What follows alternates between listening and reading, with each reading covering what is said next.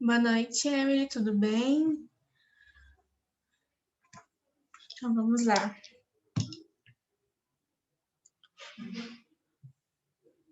Vamos rezar para nós iniciarmos, então, meninas?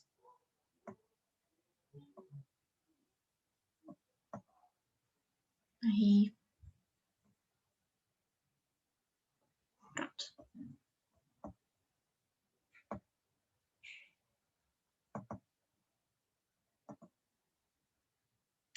Então vamos rezar. Em nome do Pai, do Filho e do Espírito Santo. Amém. Vinde, Espírito Santo, enchei os corações dos vossos fiéis e acendei neles o fogo do vosso amor. Enviai o vosso Espírito, e tudo será criado, e renovareis a face da terra. Oremos. Ó Deus, que instruíste os corações dos vossos fiéis, com a luz do Espírito Santo, fazei que apreciemos retamente todas as coisas, segundo o mesmo Espírito, e gozemos sempre de sua consolação. Por Cristo, Senhor nosso. Amém. Ave Maria, cheia de graça, o Senhor é convosco. Bendita sois vós entre as mulheres. Bendito é o fruto do vosso ventre, Jesus. Santa Maria, Mãe de Deus, rogai por nós, pecadores, agora e na hora de nossa morte. Amém. Glória ao Pai, ao Filho e ao Espírito Santo, como era no princípio, agora e sempre. Amém. Em nome do Pai, do Filho e do Espírito Santo. Amém. Então, meninos e meninas, como vocês estão? Como passaram de semana passada para cá? Eu não estive com vocês semana passada, né? Então, alguém quer falar sobre o conteúdo da semana passada, só para a gente dar uma recapitulada? Lembra que continuou falando, né, sobre os vícios capitais, gula, luxúria e a preguiça. Aí ele passou também um vídeo do Padre Paulo Ricardo, ele falando sobre a luxúria do YouTube. Foi muito bom. Ótimo. Padre Paulo Ricardo é maravilhoso mesmo. E o que vocês entenderam sobre o conteúdo? Foi só luxúria, não, né? Teve mais algum? Foi luxúria? Não, foi gula, foi preguiça. Ah, sim. Que bom. Ótimo. Olha, para quem tem o compêndio de teologia ascética e mística, que é esse aqui, né? Ele tem um conteúdo riquíssimo sobre os pecados capitais. E ele divide em 3 subtítulos, cada pecado capital. Na verdade, mais subtítulos, né? Dependendo do pecado capital. Mas geralmente são 3. Ele vai falar sobre a natureza desse pecado, a malícia desse pecado, depois os remédios desse pecado. É bem rico mesmo.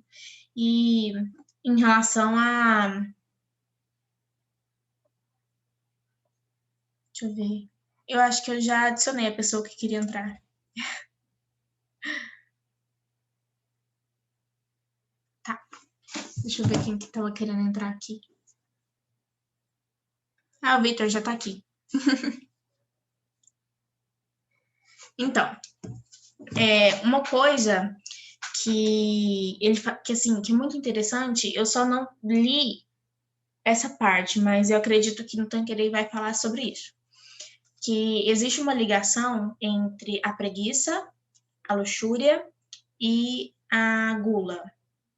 Eu não sei se o Guilherme falou isso, ou o padre Paulo Ricardo falou isso no vídeo que vocês assistiram, mas a ligação é a seguinte. Geralmente, a preguiça e a gula preparam a luxúria. Então, por mais que uma pessoa não esteja pecando na luxúria, que sempre será pecado mortal, é claro que a gente tem que deixar alguns escrúpulos de lado, né? Por exemplo, mas só do pensamento a gente já sabe que é mortal, né? Jesus já fala, se você já desejou aquela mulher em seu coração, então você já pecou com ela, você já adulterou com ela. Então, nessa passagem, Jesus já deixa claro que até por pensamento, o pecado da luxúria, ele é um pecado mortal. Então, sempre o pecado da luxúria vai ser mortal.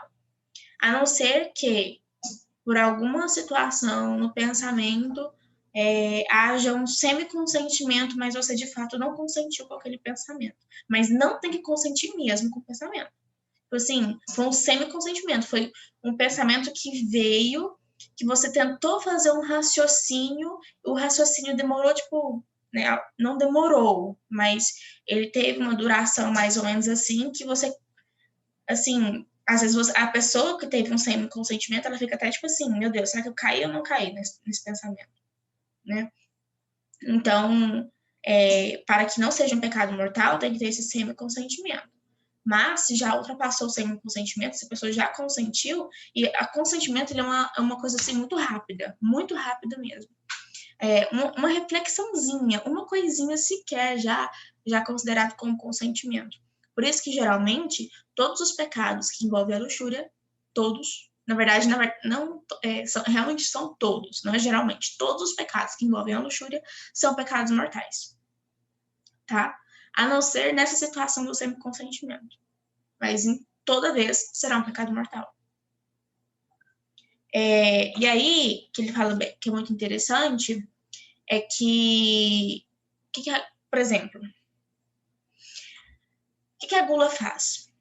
A gula, a pessoa que é gulosa, né, toda vez que ela comete o pecado da gula, existe um movimento que faz com que a pessoa ela tenha digamos que um deleite tão grande. O que é deleite? A pessoa, ela se, digamos que, como que eu vou dizer? Vou pesquisar o significado, que vai ser melhor para vocês.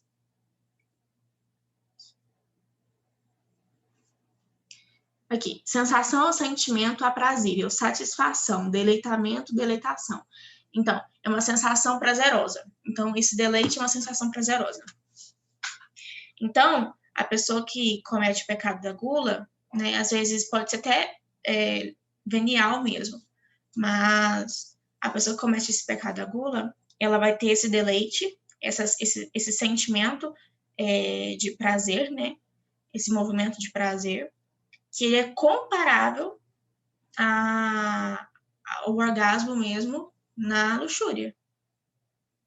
Nossa, Maria Eduarda, né? E de fato é. Por isso que as pessoas têm que tomar muito cuidado, principalmente os casais de namorado. Eles podem até não estar pecando na luxúria, mas eles podem, digamos que o demônio às vezes está preparando eles para tentá-los na luxúria. Então, o demônio ele começa na preguiça e na gula. Então, se você já percebe a gula e a preguiça em você, saiba que ou o demônio ele está preparando o terreno para te tentar na luxúria, ou ele já está tentando você na luxúria, né? Então, isso é muito interessante. E vocês, realmente, é bom que vocês saibam disso. Para, nos mínimos movimentos de gula, de preguiça, até mesmo da luxúria, tem que ser cortados, mesmo na raiz, sabe? E se alguém de vocês, né, não está tendo tentações em relação à luxúria, observa bem em relação à gula e à preguiça, porque se estiver tendo algum tipo de movimento nesse sentido, vocês precisam cortar também, para que o demônio ele não possa fazer mais festa. Bom, hoje o tema é sobre avareza, ira e inveja. Eu não sei como é que funciona aqui no Zoom, eu coloquei o tema aqui antes de vocês chegarem. Vocês estão visualizando o tema ou não? No chat, eu coloquei no chat. Vocês conseguem visualizar o tema no chat ou não? Porque eu coloquei antes de vocês chegarem, eu não sei se dá para ver. Ah, tá bom, então. Então, realmente, não dá. Ok. Então, o tema de hoje, nós vamos finalizar a parte dos pecados capitais, que é a avareza, inveja e ira. Deixa eu só perguntar uma coisa para vocês. Vocês estão acompanhando aquele cronograma que eu enviei para vocês da formação? Porque se vocês não estiverem acompanhando, eu vou mandar de novo e vocês precisam de fato acompanhar esse cronograma. Vou enviar de novo, peraí.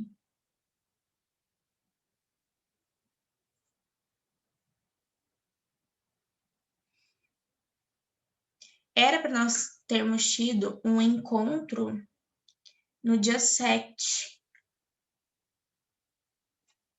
mas não teve como a gente ter esse encontro, né? Um que eu e o Guilherme nós não organizamos e outro porque tá tendo, né, teve esse lockdown todo, eu acho que não teria como nós nos reunirmos, né? Bom, semana que vem nós já damos início às formações sobre o Castelo Interior de Santa Teresa d'Ávila. Então, prestem bastante atenção, tá? Tudo que tem da formação, eu quero muito, assim, que vocês prestem bastante atenção mesmo e façam os relatórios, tá? Eu sei que tem umas 3 formações que eu não coloquei no YouTube nem no Google Sala de Aula, mas eu vou me esforçar para colocar, tá?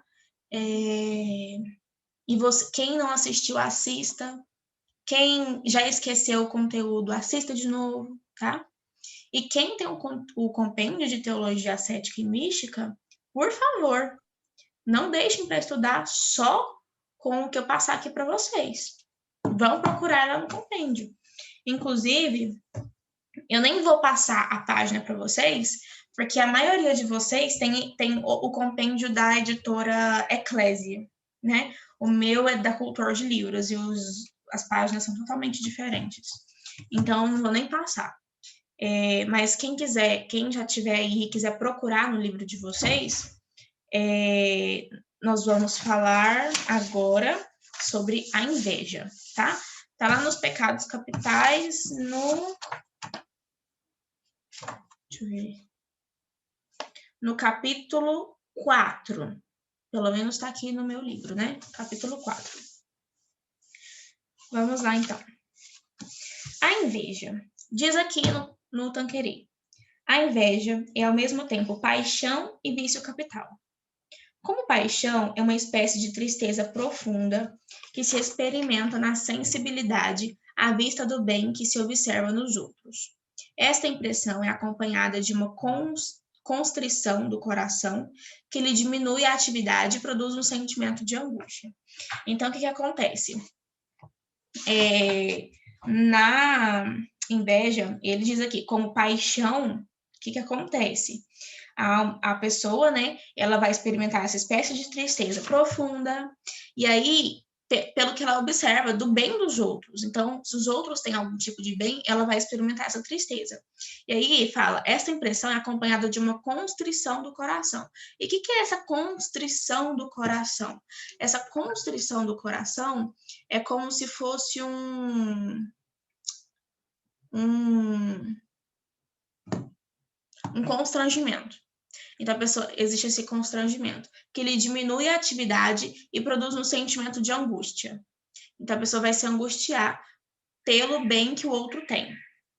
E aí, geralmente, todos esses vícios capitais, aqui no Tanqueray, ele vai ter 3 subtítulos. A natureza, os efeitos, ou, na verdade, a natureza, a malícia e os remédios. Então, olha aí, a Sara mandou, na edição da Eclésia, página 355, perfeito. Então, ele vai ter 3 subtítulos. A natureza, a malícia e os remédios. E aí, na natureza, ele vai dizer, a inveja é uma tendência a entristecer-se com o bem de outro, isso nós já sabemos. Como se fosse um golpe vibrado à nossa superioridade. Então, a pessoa quando a pessoa tem essa inclinação à inveja, quando ela, não só inclinação, né, mas quando ela de fato é invejosa, ela acha que se pelos outros terem qualidades ou pelos outros terem algum tipo de bem que ela não tem, isso afeta totalmente a superioridade e autoridade que ela tenha. Entristecer-se ao ver que os outros são tão bem ou melhor dotados que ele, ou que ao menos alcançam maiores triunfos. Então, a pessoa invejosa, ela não suporta isso, ela se angustia totalmente em ver os triunfos de alguma pessoa, os sucessos de alguma pessoa. Aí vai falar assim: o objeto da inveja são, sobretudo, as qualidades brilhantes, contudo, em homens sérios, também o podem ser as qualidades sólidas e até a virtude. Então, o invejoso, ele vai olhar mais para aquela coisa que salta aos olhos, né? Então, pode ser que o invejoso tenha inveja do cargo que uma pessoa tenha no trabalho, por exemplo. Suponhamos, né? Eu trabalho em escola. Então, suponhamos que eu tenha inveja do coordenador, ou da coordenadora, né? Nossa, mas sei lá, se eu começasse a fazer movimentos em mim, aquilo, nossa, mas eu tenho total capacidade de exercer aquela função. E acontece muito, né? Por exemplo, quantas vezes, né, tem pessoas que reclamam dos seus trabalhos e tudo, porque alguma pessoa é tão invejosa que não suporta ver outra pessoa tomar algum cargo mais superior, principalmente se for pessoas que foram admitidas naquela empresa há menos tempo que aquela pessoa, né? Por exemplo, acontece muito nas escolas. Às vezes tem professoras que ficam anos e anos e anos numa escola, e aí entra uma nova professora que tem mais qualidades, assim, por exemplo, uma professora que seja mais organizada do que essa professora antiga. Então, por conta dessa qualidade que todos acham muito boa, muito bonita, ela se torna a coordenadora da escola. Então, pode ser que essa professora mais antiga tenha muita inveja daquela outra professora, porque ela acha que, na verdade, quem deveria estar no cargo da coordenação seria ela, e não a professora novata. E isso acontece muito, muito frequente. E não é só nas escolas, isso acontece nas igrejas também. E tem muita inveja dentro da igreja, muita inveja mesmo, né? Uma passagem que, assim, eu reflito muito sobre isso, né? Quando eu vejo aquela passagem do filho pródigo, né? Eu me lembro, vou ser bem sincera com vocês, tem muito tempo que eu servia no MJ, né, e tudo. Quer ver? Eu entrei no MJ, eu tava com 14 anos. Eu comecei a servir no MJ quando? Com 15 anos. Eu tô no MJ desde meu aniversário de 14 anos. Meu primeiro dia no MJ foi no meu aniversário de 14 anos. Então, esse ano eu vou fazer 7 anos de grupos de jovens, né? Nossa, 7 anos de grupo de jovens, meu Deus do céu. Enfim, eu vou deixar bem, mostrar mesmo a minha miséria, né?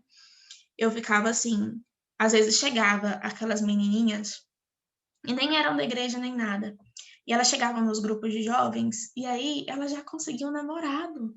E eu ficava assim, meu Deus do céu, tem tantos anos que eu tô aqui na MJ, eu não consigo um namorado até hoje. E eu ficava, não que ficava fazendo esse movimento de ira também, né?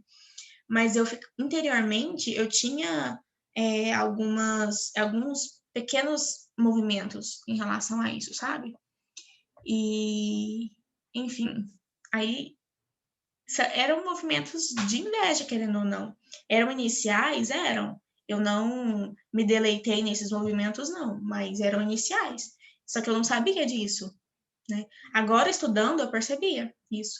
Aí, eu começava a fazer reflexão, por exemplo, naquela passagem do filho pródigo. Que o filho, ele pega a herança do pai, sai, gasta tudo e depois volta. E quando ele volta, o pai dá um banquete para ele, dá roupas novas para ele, um anel no dedo, né?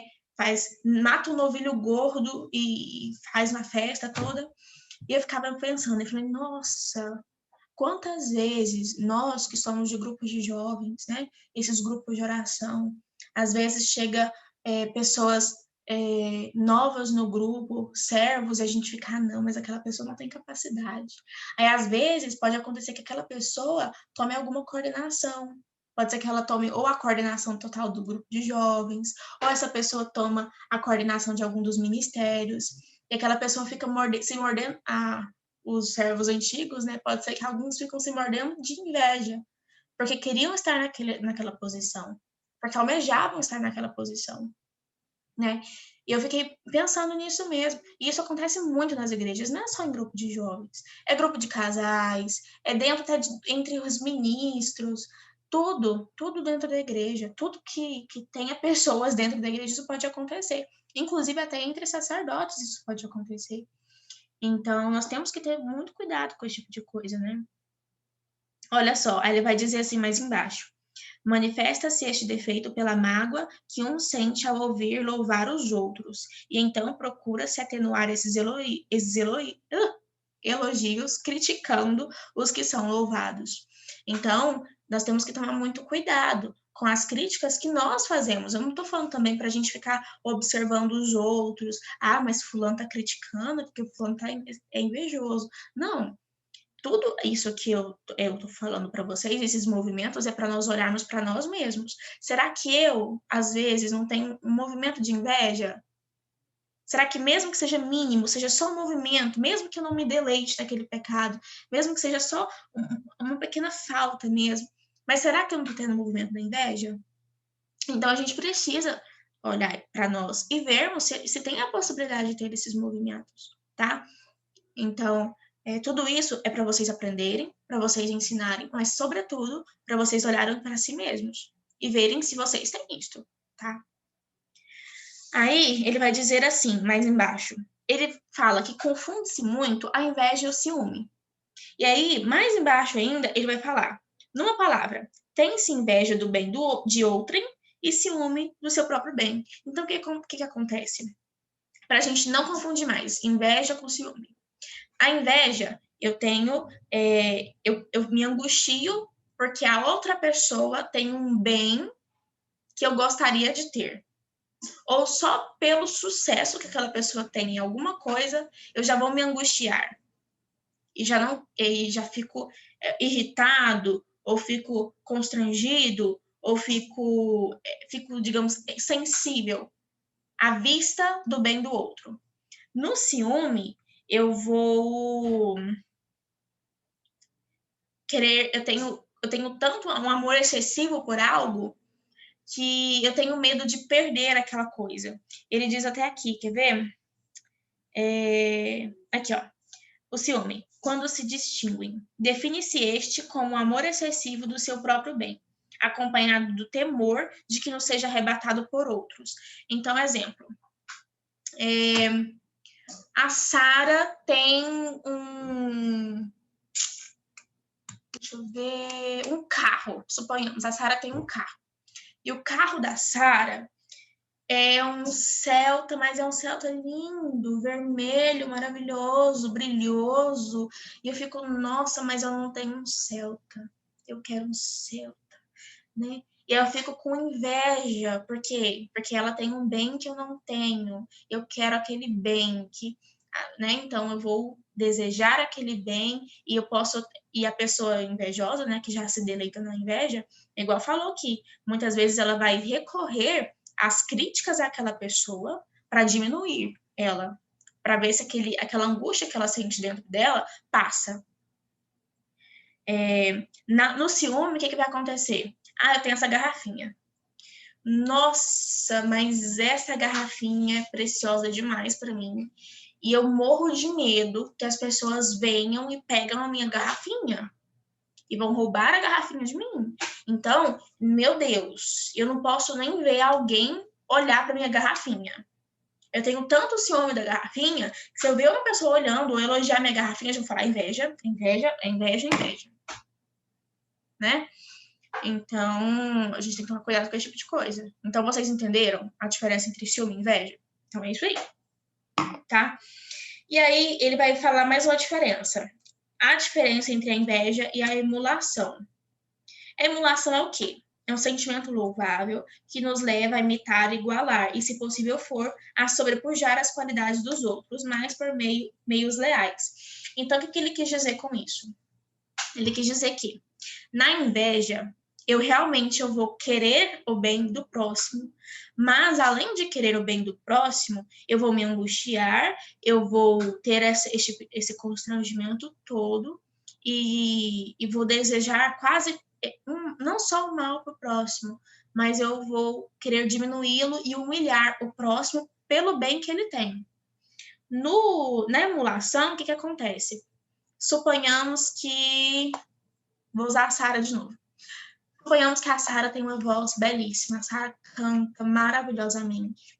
E eu olho para a voz da Sara e falo, nossa, eu quero ser igual a Sara. Eu vou me esforçar, eu vou me disciplinar, eu vou trabalhar para que eu possa ter uma voz igual a da Sara. Mesmo que eu queira uma voz igual a da Sara, isso é uma emulação. Por quê? Porque eu não recorro à angústia, eu não recorro a humilhar a Sara, ai meu Deus, humilhar a Sara pelo bem que ela tem. Não, eu só desejo ter aquilo que ela tem, no sentido de me desenvolver. Vocês conseguiram compreender? Vou dar o um exemplo de virtudes. Por exemplo, eu olho para Alice e falo, nossa, a Alice é muito humilde. É lindo ver a humildade da Alice. E aí eu fico desejando ser como Alice, humilde como Alice, mas não como inveja, mas desejar mesmo, porque eu vejo que isso é bom, isso é agradável, então eu também quero ter isso. Mas não por inveja, mas pelo bem que aquilo proporciona, o bem que aquilo aparenta ser, entendeu? Então a pessoa que tem essa emulação, que é algo bom, que é algo lícito, ela vai sempre olhar para as coisas, né? E vai querer ou ter um objeto, por exemplo, uma bolsa, né? Suponhamos que a Emily tem uma bolsa maravilhosa. Eu olho para aquela bolsa e falo, nossa, eu quero ter uma igual. O invejoso, ele fala, eu quero ter aquela. Não serve uma igual, eu quero aquela. Entendeu? Então, geralmente isso acontece. Aí tem a malícia. O que acontece? Ele fala assim: em si é a inveja pecado mortal, de sua natureza, porque é diretamente oposto à virtude da caridade, que exige nos regozijemos do bem dos próximos. Então, a caridade faz com que a gente nos convida a nos regozijar, a festejar, a nos orgulhar, orgulhar no sentido bom, não no sentido no pecado capital, né? Mas ficarmos felizes com o sucesso do próximo. Então, a caridade nos convida a isso. A caridade nos convida a ficarmos felizes com o progresso espiritual do outro. A caridade nos convida a ficarmos felizes pelas qualidades da outra pessoa. E nós falamos sobre isso lá no orgulho. Lá no orgulho, ele fala assim, quer ver? Que uma pessoa que é humilde, o que acontece? Ela vai olhar para o bem do próximo. A humildade, ela faz com que nós olhemos para o bem do próximo e ficamos felizes com o bem que ele tem. Seja uma virtude, seja uma qualidade e, enfim, né? E até mesmo quando a gente olha para nós mesmos. Quando a gente falou do orgulho, nós falamos que é uma atitude humilde, também quando nós reconhecemos que nós temos qualidades. Tá? Isso também é uma atitude humilde. Por quê? Porque a humildade, ela sempre nos leva para a verdade. Então, se uma pessoa, ela tenta ficar com falsa humildade, por exemplo, não, uma pessoa elogia ela. Não, mas é Deus, não sei o quê. Não, mas... Pois é. E a pessoa não quer reconhecer que ela tem aquela qualidade. Às vezes por movimentos de adulação mesmo. Às vezes a pessoa quer ficar sendo adulada. Ah, não, coitada de mim, aquela situação, não sei o quê. E aí esses movimentos de adulação também provém do orgulho, né? E aí, enfim, a humildade, ela sempre vai nos levar para a verdade. Então, se a gente tem uma qualidade, é bom que nós reconheçamos aquela qualidade. Isso é bom. É bom também que a gente queira, de certa forma, também ser reconhecido pelaquela qualidade que nós temos. O problema é que, geralmente, todos nós somos pecadores mesmos, ou seja, estamos nas baixas moradas, primeira e segunda morada. E aí, primeira e segunda morada ainda tem alto risco de pecar mortalmente. Primeira morada está lutando diretamente com o pecado mortal. Segunda morada está lutando com o pecado venial. Mas está lutando com o pecado venial, mas tem alta probabilidade de pecar mortalmente ainda. E até na terceira morada ainda tem probabilidade, apesar de ser menos, bem menos, mas tem probabilidade ainda. Então, geralmente, a maioria das pessoas estão nas primeiras moradas, e aí querem ser reconhecidas por qualidades que elas acham que elas têm. E aí a gente vai falar um nomezinho que vocês podem até pesquisar depois, que se chama o autoengano, né? Olha que engraçado. A maioria de nós, principalmente os brasileiros, gente, isso é muito sério. Nós brasileiros, nós fomos criados lá, sabe, eu tô falando de coisa, tipo assim, lá de quando os portugueses vieram para o Brasil, tá? Nós brasileiros, nós nascemos no auto-engano praticamente. Então, nós temos que tomar muito cuidado com isso, porque constantemente nós nos auto-enganamos. A gente se auto-engana porque a gente quer um reconhecimento de algo que nós ainda não temos, de uma qualidade que a gente ainda não tem. E a gente fica se auto-enganando. Às vezes, o movimento da inveja. A pessoa se auto-engana para justificar o movimento daquela inveja. As pessoas se auto-enganam para ter movimento do orgulho. As pessoas se auto-enganam para ter o movimento da luxúria, da gula, da preguiça. Ah, não, eu tô cansado, não sei o quê, não. Eu vou curtir meu final de semana só dormindo, não sei o quê, né? Esse tipo de coisa. E a gente sempre fica justificando as nossas atitudes. E a gente tem que tomar muito cuidado, porque muitas pessoas justificam até atitudes de pecado mortal em relação à luxúria mesmo. Ah, não, mas eu amo ele. O que que tem? Ah, não, mas Deus é amor. Eu amo ele. Eu amo fulano. O que que tem nós ficarmos juntos? Temos relação, não tem problema, né? Então, aí nós começamos nesse auto-engano, e aí nesse auto-engano a gente vai, ó, de paraquedas. Paraquedas não, de toboágua pro inferno. Paraquedas, não sei nem de onde eu tirei paraquedas, né? Mas a gente vai de toboágua pro inferno. E vai mesmo, tá? Tem pessoas que não gostam, que ficam falando isso, mas é verdade, né? Aí tem pessoas que olham e falam, nossa, mas do jeito que você fala, todo mundo vai pro inferno. Mas, minha filha, é o que tá acontecendo, tá? E tá indo muita gente mesmo pro inferno. Ah, não, mas é misericórdia, Maria Eduarda. Sim, Deus é misericordioso. Mas se a gente ficar se auto-enganando nas coisas, se a gente ficar pecando mortalmente, gente, é uma coisa assim, muito clara, né? A nossa vida na Terra, ela é uma prova. Vocês podem pensar em prova de escola mesmo. É uma prova. Deus exige, não que Deus exija, né? Mas existe algo que eu tenho que alcançar para que ao menos a salvação eu alcance, né? Então, eu não me lembro qual santo que falou assim, Deus te criou sem ti, não quer te salvar sem ti. Então, Deus nos cria sem nós querermos sermos criados, mas Ele não nos pode salvar se nós não quisermos a salvação. Tem até uma poesia, na verdade é um cântico, de um poeta que se chama Jean Racine. E eles diz assim, feliz quem dá sabedoria, como é que fala? Deixa eu pegar aqui, eu acho muito bonito. E, assim, dá pra gente refletir muita coisa.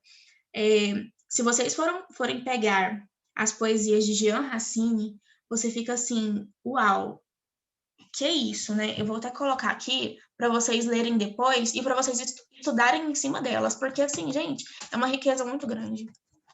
Jean Racine. Cadê? Aqui, feliz quem dá sabedoria, esperando sua acolhida. A riqueza não confia a esperança de sua vida. A morte nunca o aflige, e como seu Deus exige, sua alma com elan certeiro sobe num voo apressado, ao lar onde está guardado seu tesouro verdadeiro. Então, o que ele diz aqui? Feliz quem dá sabedoria, esperando sua acolhida. Quem é feliz? A pessoa que é feliz, ela espera a acolhida da sabedoria. Não sou eu que acolho a sabedoria, é a sabedoria que me acolhe. Olha que loucura. Por que é a sabedoria que me acolhe? Quem é a sabedoria? É o próprio Deus. Então, é Deus que me acolhe, não sou eu que acolho Deus. Para que eu reze, Deus precisa colocar esse movimento da oração em mim. Para que eu tenha o movimento da humildade, é a mesma coisa. E as virtudes são a mesma coisa. Até porque uma pessoa que já é virtuosa, né, terceira para quarta morada ali, uma pessoa que já está na quarta morada, que realmente criou as raízes da virtude em si, ela sabe muito bem que aquelas virtudes que ela tem não são méritos dela, são méritos do próprio Deus. Porque até a abertura que nós damos para Deus não são méritos nossos, é mérito de Deus. Até isso. E aí, feliz quem dá sabedoria, esperando sua acolhida. É a sabedoria que nos acolhe. A riqueza não confia a esperança de sua vida. Então, a esperança da minha vida não está nos bens materiais. E aí, não está na riqueza de qualquer bem que exista. E aí, isso é pro invejoso, né? A minha felicidade não está nos bens que a outra pessoa tem. Não está no sucesso que a outra pessoa tem que eu não tenho. A minha felicidade não está nisso. A felicidade está onde? Na sabedoria que eu espero que um dia irá me acolher. A sabedoria eterna que é o próprio Deus. A morte nunca o aflige, e como seu Deus exige. Não, é muito interessante. A morte nunca o aflige. Eu tive duas interpretações dessa linha, né? A morte nunca o aflige no sentido de quê? De que a morte do inferno, a morte eterna, nunca virá para a pessoa que vive na sabedoria. E a segunda coisa a morte nunca aflige. A morte não é algo penoso para a pessoa que vive na sabedoria. Porque a pessoa que vive na sabedoria sabe que essa vida é apenas uma prova. E que nós temos a vida inteira ainda pela frente. A eternidade. A vida inteira que eu falo é a eternidade. Assim como Santa Teresinha fala que essa vida é um brevíssimo segundo. Logo isso vai acabar. E vai acabar mesmo. Quando nós somos jovens, e eu sei que vocês já ouviram muito isso, né? Quando nós somos jovens, a gente acha que a gente nunca vai morrer, que a gente é imortal. Aí eu ficava assim, né? As pessoas falavam isso, eu falava, meu Deus, mas não é verdade. Eu sei que um dia eu vou morrer, mas não é isso. O problema é que a gente acha que a gente é imortal interiormente. Sabe por quê? Uma das explicações é que, quando nós estamos na adolescência ainda, antes dos 20, 21, até os 24 anos, mais ou menos, o nosso lóbulo frontal ainda não foi totalmente desenvolvido. E aí, nós temos muito problema com... Ai, gente, eu coloquei só para Alice aqui o nome do ferinha. Jean... Oh, meu Deus. Jean... Ai, meu Deus do céu. Jean Racine. Aqui, ótimo. Me perdi. O que eu tava falando mesmo? Tá, lembrei. Do lóbulo frontal.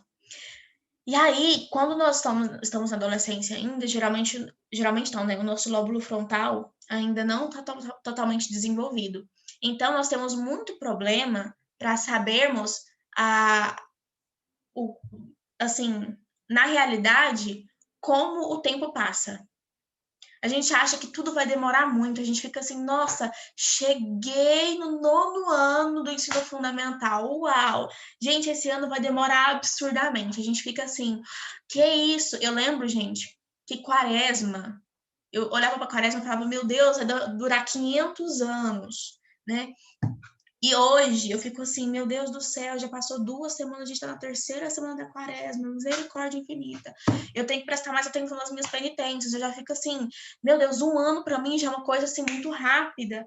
E eu fico, que horror, que absurdo, já passou 1 ano. Meu Deus, igual eu olho, né, para quando eu entrei no MJ há 7 anos atrás, né, quase 7 anos atrás, eu fico, Senhor, misericórdia infinita. E isso é por conta do lóbulo frontal mesmo, sabe? Então, por exemplo, essa questão do lóbulo frontal, né, é tão importante que muitas vezes, né, tanto meninos quanto meninas, quando estão na fase da adolescência, chegam a ter muitas angústias porque acham que o tempo não vai passar. Mas quando isso acontece, quando eu descobri isso, né, eu ficava assim, calma, só seu lóbulo frontal que não está desenvolvido. Calma, Maria Eduarda, que é só seu lóbulo frontal que não tá desenvolvido. Eu ficava falando isso para mim. E vocês podem fazer a mesma coisa. Calma, que é só o seu lóbulo frontal que não está desenvolvido. Isso é de fato, tá? E aí ele fala, né? A morte nunca aflige. Então, com aquelas duas interpretações da morte eterna, que nunca virá para a pessoa que vive na sabedoria, né? Porque uma pessoa que vive na sabedoria, né, que vive em Cristo, que vive em Deus e que Deus vive nela, já é uma pessoa virtuosa. Então, a pessoa que já é virtuosa, ela não vai para o inferno. Uma pessoa que já tem as virtudes consolidadas em si, que é a 4ª morada, já é via mística, ela não vai para o inferno, né? E a segunda interpretação, que a morte nunca aflige, que a pessoa que vive na sabedoria, ela não teme a morte, de forma alguma. Inclusive, a morte já é chega a ser uma ansiedade para ela. Ela deseja a morte.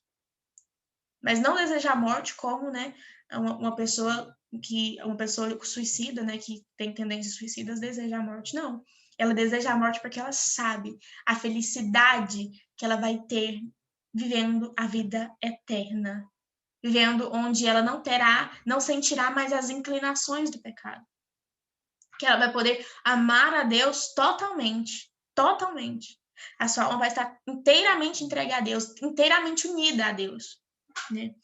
E aí, continua. E como seu Deus exige sua alma com elan certeiro. Elan, o que é elan? Elan é movimento. Então, e como seu Deus exige? Por que fala como seu Deus exige? Porque, de fato, gente. Existe um patamar que nós precisamos chegar, né? Pelo menos para sermos salvos. Exemplo é pecado mortal. A gente não pode pecar mortalmente. Se a gente morre em pecado mortal, a gente não consegue a salvação. Então, isso é uma exigência. Não que Deus faça isso porque não nos ama. Não, porque ele nos ama muito, muito, muito, muito mesmo. Só que igual diz esse santo, né? O Deus que te criou sem ti não pode te salvar sem ti. A nossa vida agora é uma escolha. A gente escolhe. E, gente, de fato é. Nós escolhemos se a gente vai para o inferno ou se a gente vai para o céu. E os frutos da nossa escolha, na verdade, os sinais da nossa escolha nos remete à vida espiritual, ao progresso espiritual. Se eu escolhi viver para o céu, então eu vou lutar contra os pecados mortais, veniais, tudo.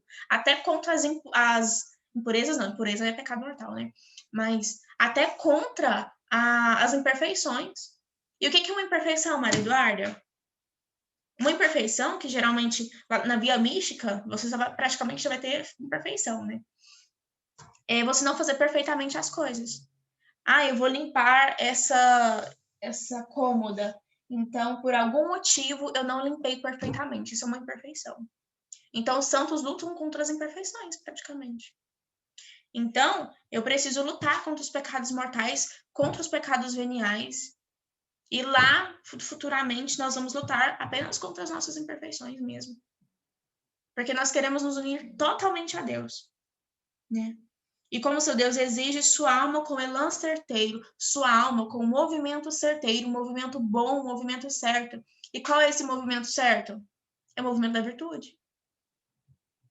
Sobe num voo apressado. Quem sobe num voo apressado? A alma que já, né, já se desprendeu dos bens da terra, a alma, né, quando acontece a morte, a alma dessa pessoa sobe num voo apressado, ela sobe, de fato, né, apressadamente para o céu, porque ela foi totalmente desprendida dos bens terrestres.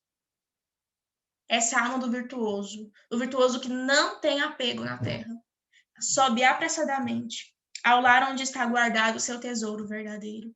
E é por isso que os santos anseiam pela morte, porque eles sabem que lá no céu eles vão encontrar com o tesouro verdadeiro. E é pelo tesouro verdadeiro, que é Cristo, que é Deus, que nós devemos viver. É muito bonito, eu acho isso muito bonito mesmo. E, enfim, aí tem a malícia, né, do pecado da inveja, pecado capital da inveja. Vamos lá.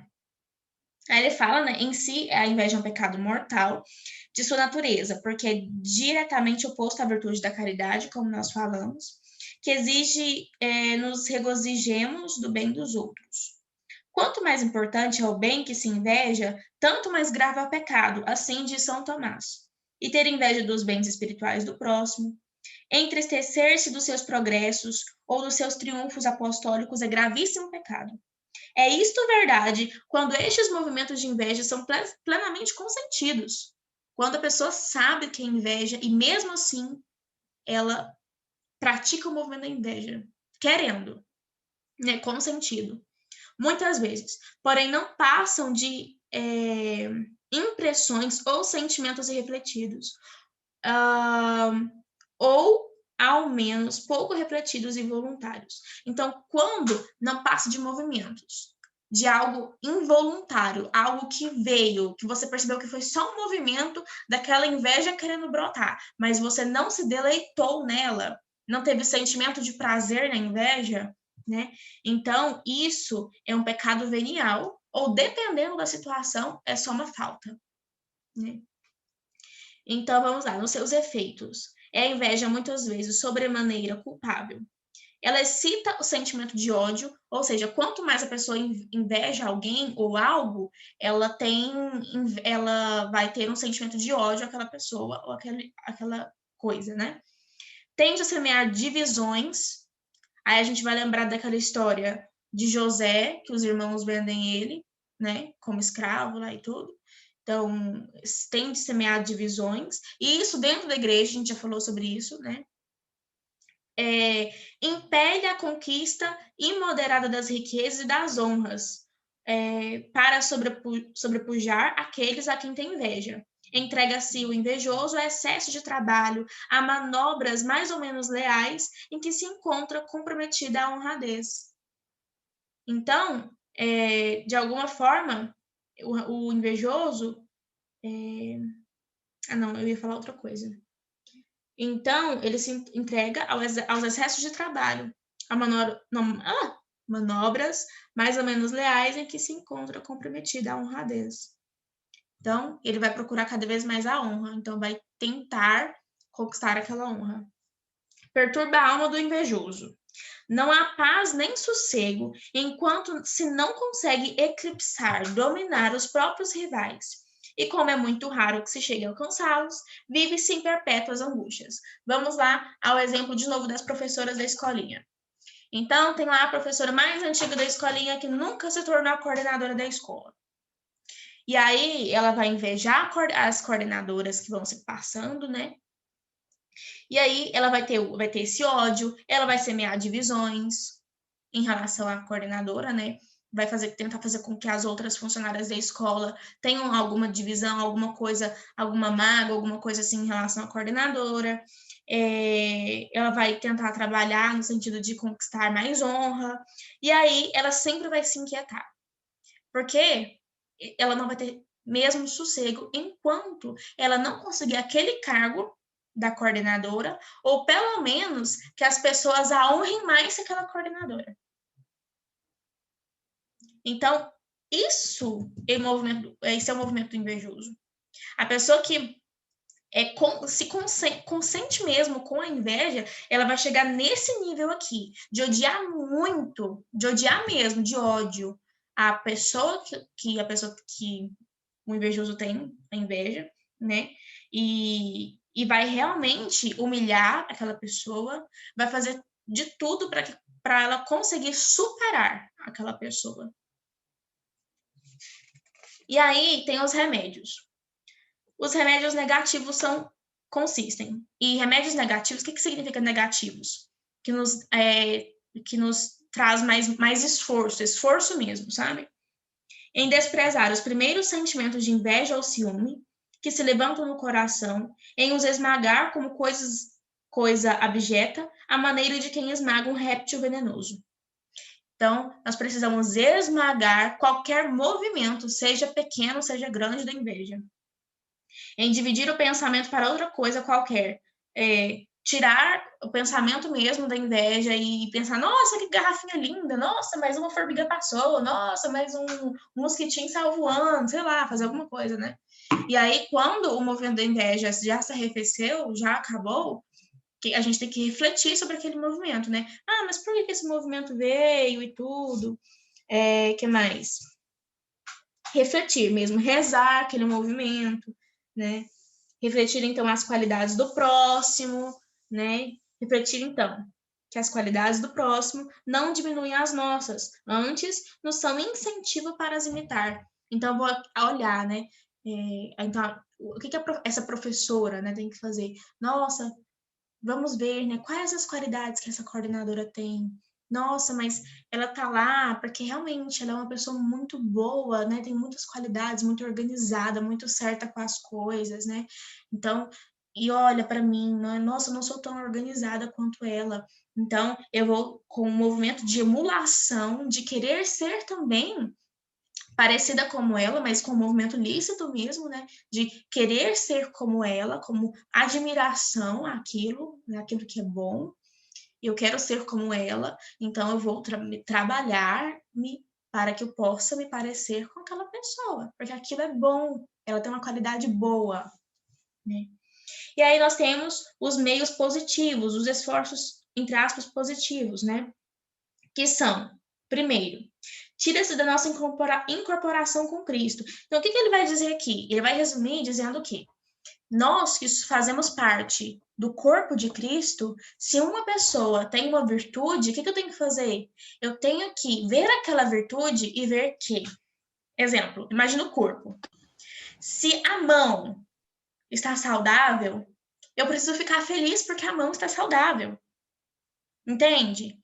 Porque a mão estando saudável, quer dizer que o corpo todo em si tem algo para ver, algo para honrar. A mão está, né? Agora, imagina se a mão inveja o pé, né? Não vai dar certo. Imagina se o pé está doente, né? Sei lá, suponhamos que quebrei meu pé. Então, entre aspas, não é algo louvável, porque está fora da saúde, né? Algo ruim aconteceu com o pé. Então, o pé, ele não pode invejar a mão que está saudável.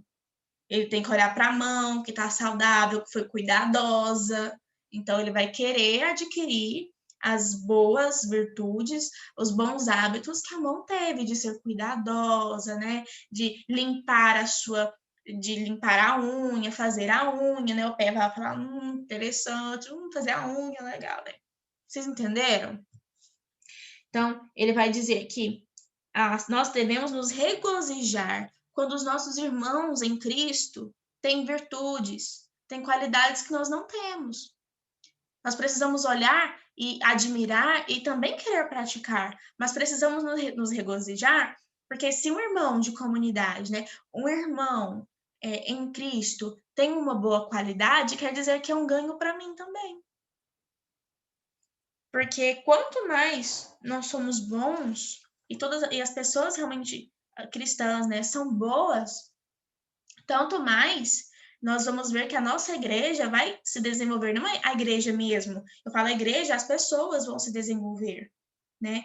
E isso vai trazer o quê? Honras para nós. Se as pessoas estão se tornando virtuosas, então é honra para nós. Mesmo que eu ainda não me tornei virtuosa, mas isso é uma alegria. Eu preciso me regozijar com isso, porque a santidade é possível. Porque ser bom é possível. Porque chegar à perfeição com Cristo é possível. Então, eu preciso amar isso também, mesmo que eu ainda não tenha, mas olhar para uma pessoa que é virtuosa, né? Oh, é possível. Entende? É muito bonito ver essas coisas. E aí nós vamos para a ira. Deixa eu ver quantas horas. Ah, tá, 8h30. Aí nós vamos para a ira. Ah, antes da gente chegar na ira, o segundo meio... Consegui estabilizar aqui, entrei, deu Oi, certo. Guilherme, tudo bem? Tudo jóia? Joia. Então, o segundo meio que a gente tem que cultivar, né, como um movimento positivo, é a emulação, esse sentimento que nos faz querer imitar uma qualidade que uma pessoa tem, que é bom. Aí ele vai falar, né, em relação à emulação cristã, que tem três coisas, que é em ser honesta no seu objetivo, nobre na sua intenção e leal nos meios de ação. Então, nobre no seu objetivo. E não ter por objetivo não os triunfos, senão as virtudes dos outros, para as imitar. Então, eu não quero, por exemplo, eu não quero reconhecimento, eu quero a virtude. Qual é mais importante? O reconhecimento, mesmo que uma pessoa, por exemplo, sei lá, estão falando que uma pessoa é extremamente virtuosa, mas no fundo, a pessoa não é virtuosa. Mas ela está dando um reconhecimento de algo que ela não é. O que é mais importante? A pessoa ter um reconhecimento de algo que ela não é, de uma virtude que ela não tem, ou a pessoa que é virtuosa não ter reconhecimento nenhum? O que é mais importante? Então, a honesta no seu objetivo é nós o quê? Desejarmos a virtude, não desejarmos o reconhecimento, o triunfo, o sucesso. Não, a gente quer a conquista da virtude, e somente a virtude, né? Nobre na sua intenção, não procurando triunfar dos outros, humilhá-los, dominá-los, senão tornar-se melhor, se é possível, para que Deus seja mais honrado e a igreja mais respeitada. Né? Então, eu quero respeitar o outro, não quero humilhar o outro. Né? Isso é muito importante. Mas eu quero tornar-me melhor. Então, se eu vejo uma virtude numa pessoa, eu quero ser como ela, eu não quero humilhá-la por conta da virtude que ela tem que eu não tenho. Não. Eu quero ser melhor, assim como aquela pessoa, para que a nossa igreja seja mais respeitada e Deus mais honrado. E o terceiro, leal nos seus meios de ação, utilizando de meios lícitos e não de meios ilícitos, para conseguir algo. Então, se é a virtude, então eu quero conseguir a virtude por meios lícitos, o esforço, o trabalho, né? Ter essa vontade forte para que eu consiga a virtude. Então, eu quero conseguir a virtude de fato, a virtude como ato mesmo, sabe? Como hábito, como ato. E não o reconhecimento. Porque se eu consigo o reconhecimento, pode ser que eu não tenha aquela virtude. Pode ser que seja só um reconhecimento. E aí é onde tem o auto-engano. Que a maioria de nós brasileiros temos. Porque praticamente todos nós nascemos no auto-engano. Aí nós temos a ira, né? A ira é uma aberração daquele sentimento instintivo que nos leva a nos defendermos quando somos atacados, repelindo a força com força. E aí ele fala de novo da natureza, da malícia e dos remédios. A natureza. A ira, a ira paixão e a ira sentimento. Ele fala, a ira considerada como paixão é uma necessidade violenta de reação determinada por um sacrifício ou contrariedade física ou moral. Esta contrariedade desencadeia uma emoção violenta que distende as forças no intuito de vencer a dificuldade. Sente-se, então, impulsos de descargar a cólera sobre pessoas, animais ou coisas. Então, se a ira é paixão, nós sabemos que as paixões são amorais. Não são boas nem ruins, depende da sua finalidade.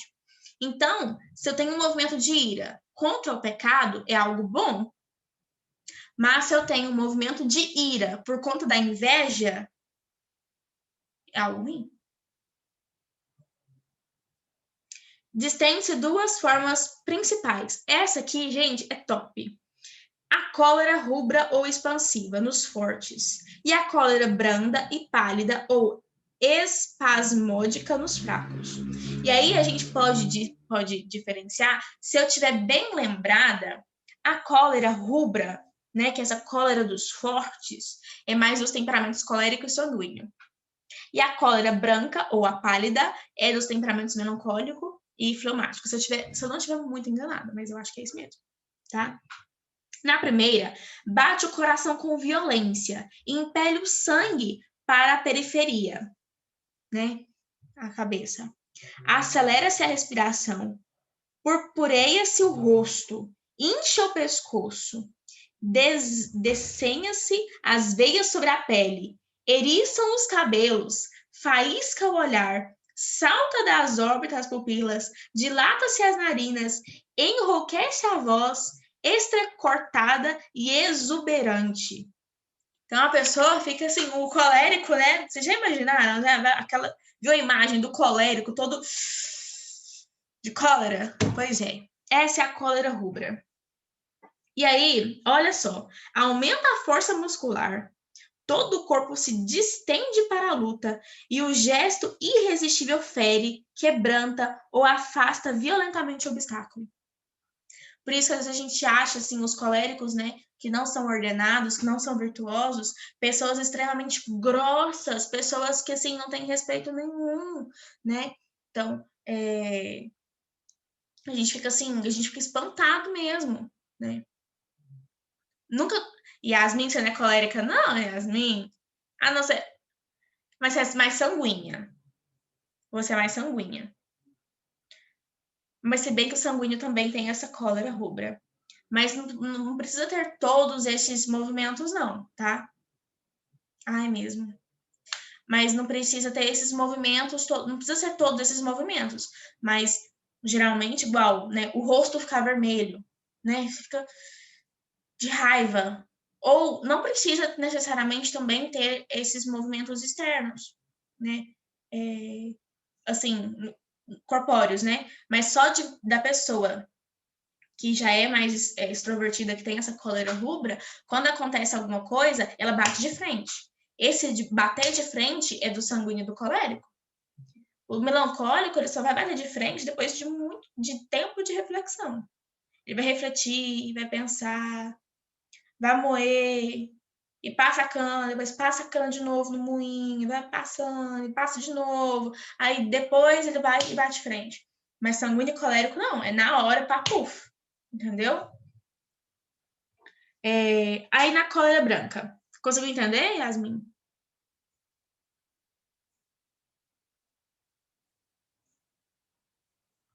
Acho que entendeu, né? Não sei. Se não tiver. Justo, justo. Sanguíneo e colérico, eles não são de pensar antes de agir.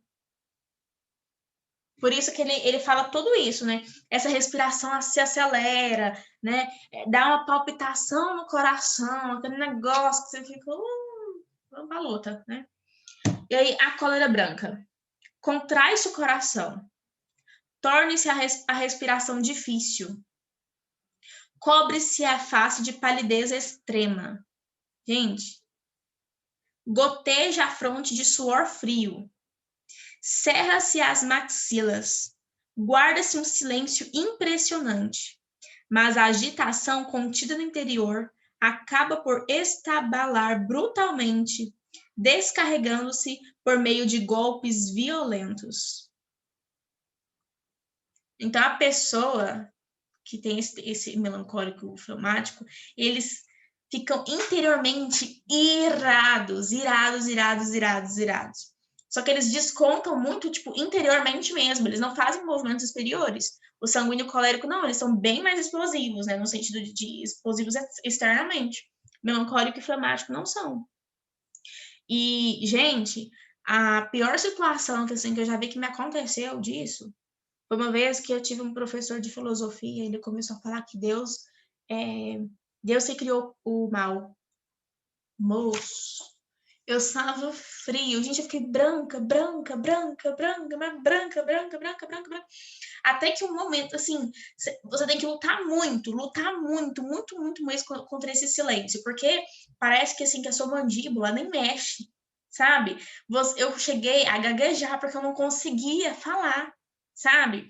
Eu fiquei tipo assim, mas professor, eu comecei a contar uma literatura praticamente para ele, para mostrar que Deus não criou o mal, mas eu comecei a falar em forma de literatura, entre aspas, né? Em forma de história. Eu não fui contar mesmo, filosoficamente, o motivo de que Deus não poderia ter criado o mal. Né? E é claro que eu também não tinha conhecimento para falar, mas, gente, eu lembro assim, como se fosse hoje, né? Dessa respiração fica mais difícil. Gente, parece que você não consegue respirar, você não consegue respirar mesmo, sabe? É um movimento assim, nossa, grotesco mesmo, sabe? A ira, considerada como sentimento, é um desejo ardente de repelir e castigar um agressor. Há uma cólera legítima, uma santa indignação, que não é senão o desejo ardente, mas racional, de infligir aos criminosos o justo castigo. Foi assim que Cristo, Senhor nosso, entrou em justa cólera contra os vendilhões que com o seu tráfico contaminavam a casa de seu pai. Né? Lá no Evangelho, eu não luto para ficar calada, não, viu? Esses professores precisam de uma formação, precisam mesmo. Mas, gente, eu tenho que lutar muito contra mim mesma, porque senão eu fico assim, parece que, gente, sabe, parece que a boca não mexe. Você fica tão assim, pasma, que você não consegue mexer mesmo, sabe? Mover a mão, mover o braço. Parece que se tivesse um intervalo depois daquela aula, você ia ficar ainda parado, tentando para o suor frio sair, para depois você conseguir se levantar de novo. É horrível. Justo, o problema do melancólico, principalmente do melancólico, é a vontade de se vingar depois. Gente, essa situação é complicada, é complicada. Porque eles vão ter um movimento depois que eles refletem. Aí fica, mas eu podia ter falado aquilo. Mas eu podia ter feito isso. Mas não sei o que, não sei o que. Isso é mais do melancólico do que do fleumático. Se bem que o fleumático tem isso também. Tá? E aí foi assim que Cristo, nosso Senhor, entrou numa justa cólera contra os vendilhões, que com seu tráfico contaminavam a casa do seu pai. Então, que ele pegou o chicote lá e foi, né? Ô, cambada, sai daqui. Então, aquilo ali foi um sentimento legítimo, um sentimento de ira legítimo, né?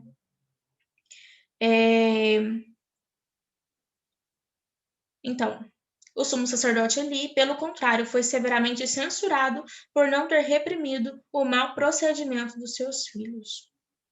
Para ser legítima, a cólera tem que ser justa no seu objetivo, moderada no seu exercício e caritativa na sua intenção. Então vamos lá. Justa no seu objetivo, não tendo em vista senão castigar a quem o merece e na medida que o merece. Então é justiça, né?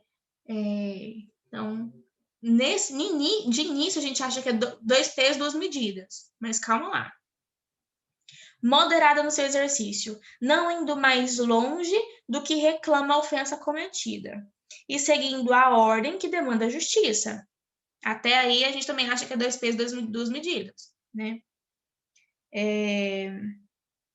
Caritativa na sua intenção, não se deixando arrastar a sentimento de ódio, não procurando senão a restauração da ordem e a emenda do culpado. Qualquer dessas condições que falte, haverá excesso repreensível. Então, eu preciso o quê? Ter justa no seu objetivo. Então, o castigo entre si tem que ser na medida do que foi a situação. Moderado no seu exercício, não indo muito longe, né? Como reclamar a ofensa cometida, mas tem que seguir a justiça. E a terceira, caritativa na sua intenção. Tem que ter a intenção de quê? De reparar aquela situação, mas que o culpado, né, se converta. E a restauração da ordem, né, a emenda do culpado. Então, por exemplo, um padre na confissão, dependendo do pecado que a pessoa cometer, né, qual é o padre que está ali como Jesus, o que ele tem que fazer, né? Ele vai olhar para aquela pessoa e vai, digamos que ele pode ter um sentimento de ira, mas uma ira que provavelmente se for, né, um padre de bionitiva, é uma ira que vai fazer com que aquele pecador se converta. E aí ele vai pedir para que aquela pessoa faça alguma penitência justa para que ela possa se emendar com Deus. Jesus tinha qual temperamento? Então, eu acho que Jesus não tinha temperamento, não. Nossa Senhora, por outro lado, poderia ter temperamento, só que não tem como a gente falar, porque Nossa Senhora, se bem que eu também não sei se Nossa Senhora teria temperamento, porque Nossa Senhora não tinha concupiscência, Nossa Senhora não tinha o pecado original. Então, não sei se Nossa Senhora teria temperamento, não. E se Nossa Senhora e Jesus tivessem temperamentos, não tem como a gente discernir, não. Porque é muito difícil você conseguir discernir o temperamento de uma pessoa virtuosa. E como também é muito difícil você discernir o temperamento de uma pessoa totalmente desequilibrada e desordenada nas paixões. E Jesus, Nossa Senhora, é perfeitas virtudes, então não tem como a gente discernir. Não tem mesmo. Então, sempre que tiver um momento de ira, mesmo que seja por alguma questão da igreja mesmo, com um colega seu de ministério, tudo isso, essa ira tem que fazer com o quê? Com que você tenha a intenção de que aquela pessoa se emende com Deus, que a ordem seja restaurada. A ordem do quê? Da paixão, a ordem da virtude. Então, é esse sentimento, essa intenção que nós devemos ter. E, sobretudo, nos superiores e pais, que a cólera é legítima. Mas os simples cidadãos têm, por vezes, direito e dever de se deixarem inflamar de cólera santa para defenderem os interesses da cidade e impedirem o triunfo dos maus. É que efetivamente há homens que a doçura deixa insensíveis e nada temem senão o castigo. Entenderam? Enfim, B. Mas a cólera, que é vício capital, é um desejo violento e imoderado de castigar o próximo, sem atender às 3 condições indicadas. Então, se você não tiver nem uma sequer dessas 3 condições, então essa cólera que você está tendo, na verdade, é um vício capital, é um pecado capital. Muitas vezes é a cólera acompanhada de ódio, que procura não somente repelir a agressão, mas ainda tirar dela vingança. É um sentimento mais refletido, mais duradouro e que, por isso mesmo, tem mais graves consequências. Tá? Muito cuidado. Essa inveja, ó, esse querer vingar-se, mesmo que seja com brandas coisas, né? Tipo, coisas... Ah, não, vou me vingar, sei lá, sumindo a caneta da fulana. Eu vou me vingar sumindo a garrafinha de água que a fulana gosta. Coisas do tipo, sabe? Ah, não, eu vou me vingar do meu coordenador de ministério não rezando a penitência que ele passou para mim. Ou não vou, para de alguma forma irritá-lo, não vou cumprimentá-lo, vou responder com grosseria. Essa cólera, esse orgulho é um pecado capital. Tudo bem, Sofia? Ótimo, vamos lá. A cólera tem graus.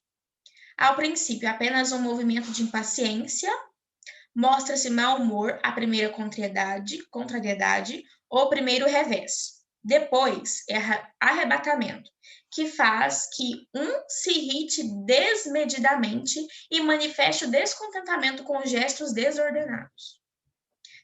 Depois, às vezes, vai até a violência e traduz-se somente por palavras, mas até por golpes. Então, olha, ainda pode ser por palavras, tá? E depois, pode chegar ao furor, que é uma loucura passageira. O colérico não por temperamento, tá? O colérico no sentido de vício capital da cólera, da ira, né?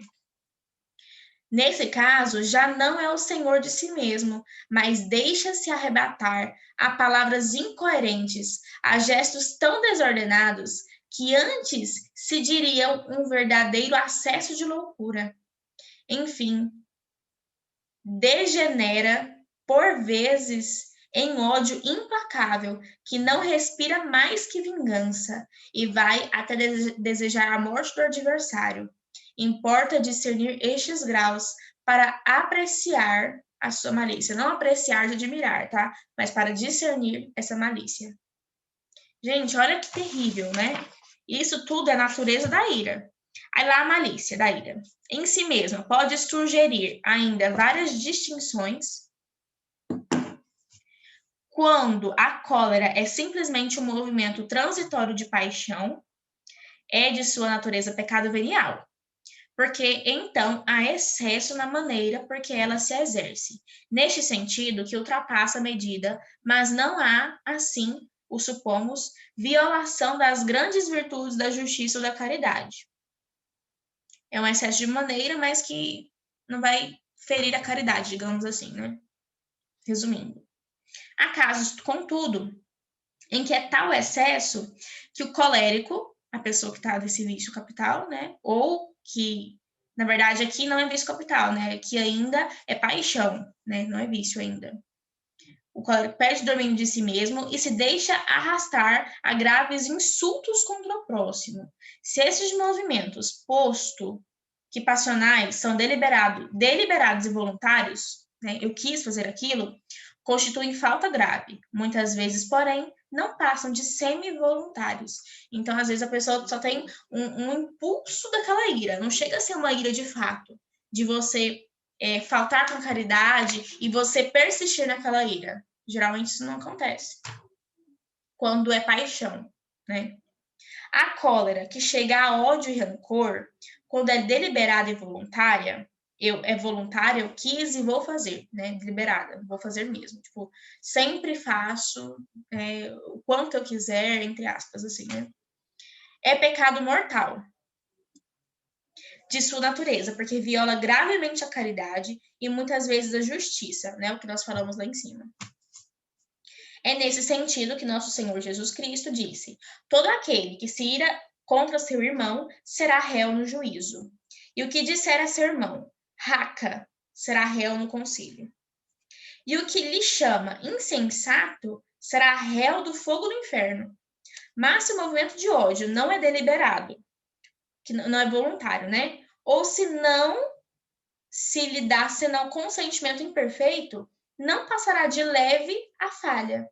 Então, mesmo que seja um movimento de ódio ou de rancor, mas se você não foi voluntário aquele movimento, foi às vezes por uma como é que fala? Uma falta de surpresa, algo que veio de surpresa, né? Que não foi refletido, então não passa de uma leve falta, de um pecado venial, né?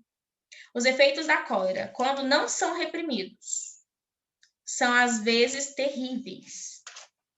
Sêneca descreve-os em termos expressivos e atribui-lhes traições, assassínios, envenenamentos, divisões intestinas nas famílias, disseções e lutas civis, guerras com todas as suas funestas consequências.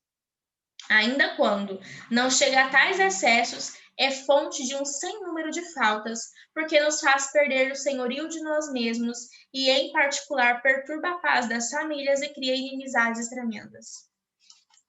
Sob o aspecto da perfeição, é a ira de São Gregório, um grande obstáculo ao progresso espiritual. É que, de fato, se não a reprimimos, faz-nos perder a sabedoria ou a ponderação, né? A sabedoria que é o quê? Quem vive pela sabedoria, de fato, é feliz de verdade, tem todas aquelas coisas boas que nós falamos. A amabilidade, essa docilidade que faz o encanto das relações sociais, né? Ser dócil com os outros. A preocupação da justiça, porque a paixão impede de reconhecer os direitos do próximo. A gente acha que só a gente tem direitos, o próximo não. O recolhimento interior tão necessário à união íntima com Deus, a paz da alma, a docilidade, a inspiração da graça, importa, pois, encontrar-lhe o remédio. Então, o que acontece? Aí, essa ira também vai nos tirar a paz, vai nos trazer uma inquietação, né? A gente não vai ter esse silêncio interior que nós precisamos para nos encontrar com Deus. Por isso é tão importante rezar todos os dias, porque a oração diária que nos vai dar essa paz, esse silêncio interior, para que quando a gente percebe algum movimento de alguma dos pecados veniais ou dos pecados capitais, a gente não os peque voluntariamente. Só se acontece algo grave, né, alguma coisa que nós pequemos por surpresa, né, algo que não foi planejado. Então, nós precisamos, de fato, ter esse recolhimento interior, essa docilidade. Eu não lembro que santo que fala, mas que fala que essa inquietação é muito perigosa, é uma das coisas mais perigosas para o progresso espiritual. Para tudo. Há os remédios da ira, contra a ira. Para triunfar da paixão, não se deve descuidar meio nenhum. Há meios higiênicos que contribuem para prevenir ou moderar a cólera. Tais são um regime alimentício emoliente, banhos tépicos, duchas, abstenção de bebidas excitantes, né, alcoólicas e tudo, e em particular das alcoólicas. Pode até ser refrigerante, gente, mortificação, tá? Por causa da união íntima entre o corpo e a alma. É preciso saber moderar o mesmo corpo, mas como nesta matéria é preciso ter em conta o temperamento e o estado de saúde, requer a prudência que se consulte o médico.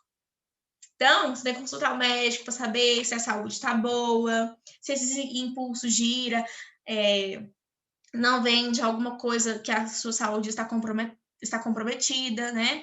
Então, às vezes, e há quem diga que TPM, tá? Não é justificativa, tá? Que TPM é desordem. TPM, há quem diga, tá? Não vou deixar a minha opinião aqui, mas há quem diga que TPM não é justificativa para ira, tá? E nem para outros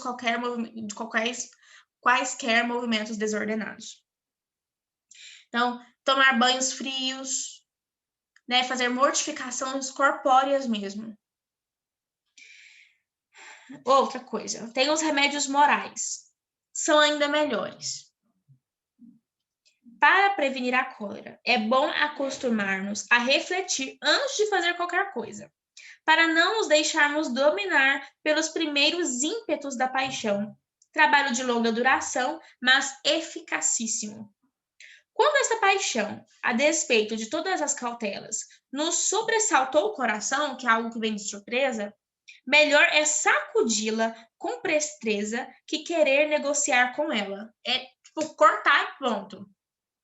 Com pecado, principalmente esses pecados, né, que vêm de sobressalto para nós, de surpresa, a gente corta. A gente não dialoga com ele. Qual que foi o erro de Eva? Foi dialogar com a serpente. Se ela tivesse só cortado, ela não sai daqui. Não tinha acontecido o que aconteceu. Mas o problema é que a gente sempre faz o quê? A gente conversa com o pecado. Esse é o problema. Não converse com o pecado. Corta. Não. Aí começa, né? Se a gente conversa com o pecado, se nós brasileiros já temos, pela natureza, pela nossa criação, a inclinação, né, para o auto-engano, então, se a gente vai dialogar com o pecado, a gente vai conversar, não, mas o que tem? Não, mas não sei o quê. Não, e vai na dancinha, e aí você vai dançando pro inferno, né? Enfim, vamos lá.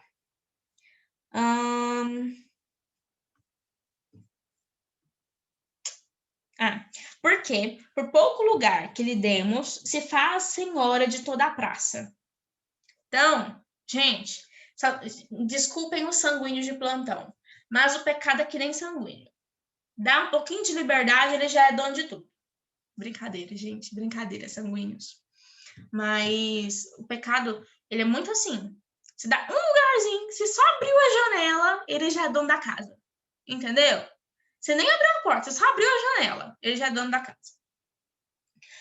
É preciso, logo, que assentires, convocar profundamente vossas forças, não áspera nem impetuosamente, mas suave e ainda assim seriamente. Aliás, se quisermos reprimir a cólera com ímpeto, mas nos perturbaremos. Cadê, meu Deus? Peraí. Aliás, se quisermos reprimir a cólera com ímpeto, mas nos perturbaremos. Com tanto ímpeto. Tá, entendi. Ótimo. Para melhor refrear a ira, é útil divertir a atenção. Isto é, pensar em qualquer coisa diversa do que a possa excitar. É necessário, pois, desterrar a lembrança das injúrias recebidas, afastar as suspeitas. Então, melancólicos de plantão, nada de ficar fazendo reflexões do porquê que fulano fez isso, porquê que fulano me olhou com rabo de olho, porque aquela situação, não sei o quê, chega até a pessoa ficar doida, né? Então, para de fazer essas reflexões, para de ficar fazendo fantasias na cabeça, tá? Para mesmo. Principalmente os melancólicos. Para de fantasia. E sanguíneos também. Chega de fantasia. Né? Corta essas fantasias. Então, nada dos pensamentos vindos, suspeita de não sei o quê, de mas não sei das quantas, afasta. Devemos invocar o auxílio de Deus. Quando nos vemos agitados pela cólera, a imitação dos apóstolos, combatidos pelo vento e tempestade no meio do mar, porque Deus mandará as nossas paixões, que só seguem e sobrevirá grande tranquilidade. Então, tá os apóstolos lá no mar, né? Jesus dormindo, e aí, Jesus, você não vai acordar, você não tá vendo a tempestade tá caindo, não? Então, confiar que Cristo vai mandar a tempestade se silenciar, as nossas paixões se silenciarem, tá? E tudo isso a gente tem que fazer movimentos de confiança. Chega um determinado momento da nossa vida, principalmente de progresso espiritual, que a gente para de crescer espiritualmente. Por quê? Porque a gente não confia em Deus. Sabia que o melancólico, que o colérico, tem total capacidade por vontade própria, porque as vontades deles geralmente são mais fortes, né? Pela própria vontade, chegarem à terceira morada. Só que o problema do melancólico e do colérico, quando eles chegam na terceira morada, se for pela vontade própria, eles vão ter grande dificuldade para chegar, para se desenvolver mais. Porque eles chegam até o iníciozinho da terceira morada. Eles não desenvolvem muito a terceira morada, não. Porque eles não confiam em Deus. E eles vão ter que aprender a confiar em Deus. De passagem, sanguíneos e fleumáticos têm muita dificuldade para chegar à terceira morada.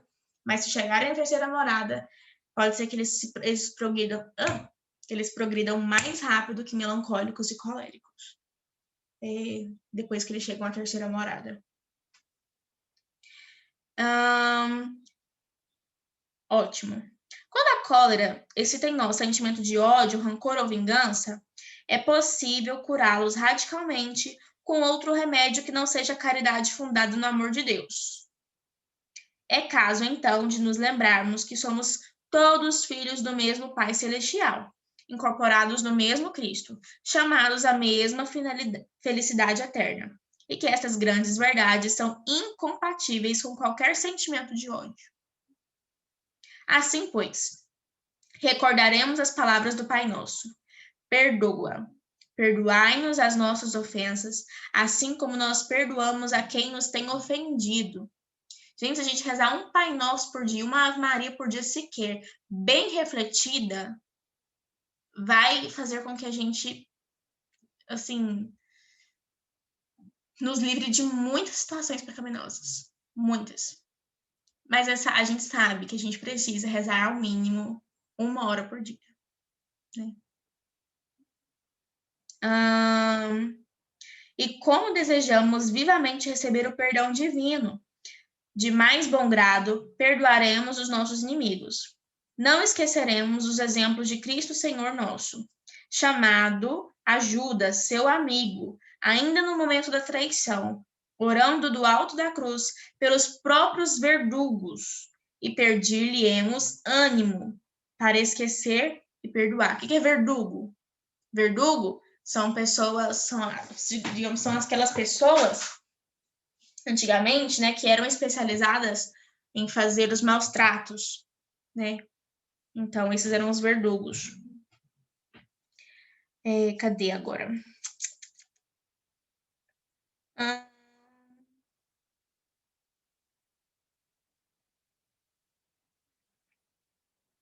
Achei. Evitaremos pensar nas injúrias recebidas e em tudo que a elas se refira. Os perfeitos orarão pela conversão de quem as ofendeu. E encontrarão nesta prece bálsamo suavíssimo para as feridas da sua alma. Então, se a gente olha assim para os santos e fala, meu Deus do céu, como que teve paciência, né? Santa Teresinha teve paciência com uma das irmãs lá do convento dela, que a gente fica assim, bobo de ver, como que teve paciência? Mas não, ela conseguia esse bálsamo do próprio Senhor, quando ela elevava a sua alma para Deus, principalmente naqueles momentos em que ela estava sofrendo humilhações, e ela encontrava o bálsamo. Por quê? Porque se Deus estava permitindo aquela situação, é para a purificação da alma dela, e purificando a alma dela, mais próxima de Jesus ela vai estar. Então, vamos lá. Tais são os principais meios para triunfar dos 3 primeiros pecados capitais: orgulho, inveja e ira. Vamos agora, aí, depois ele vai tratar agora dos defeitos da sensualidade, da concupiscência da carne, gula, luxúria e preguiça, né? Que vocês já viram semana passada.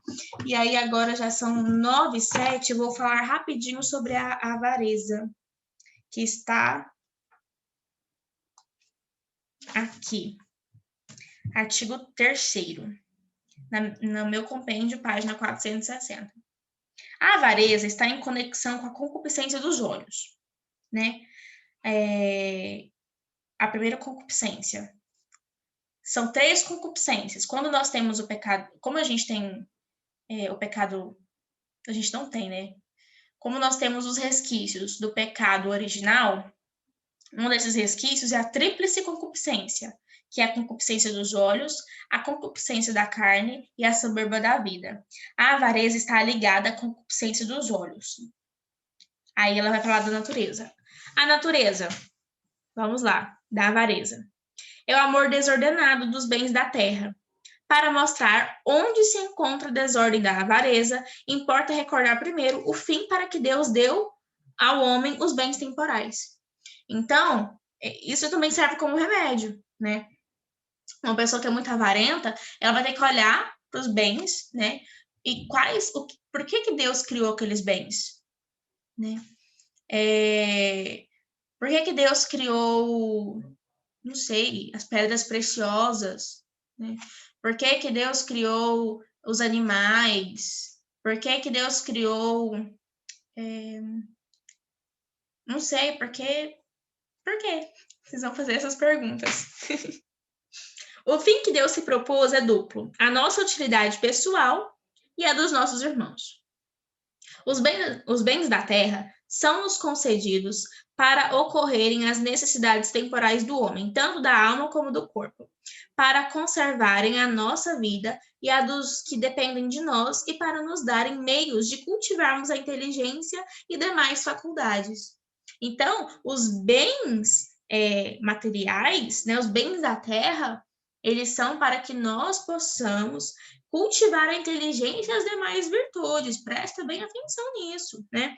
Entre esses bens, uns são necessários para o presente ou para o futuro. É um dever adquiri-los por meio do trabalho honesto, né? Então, o que Jesus diz para Adão? Quando Adão peca e sai lá do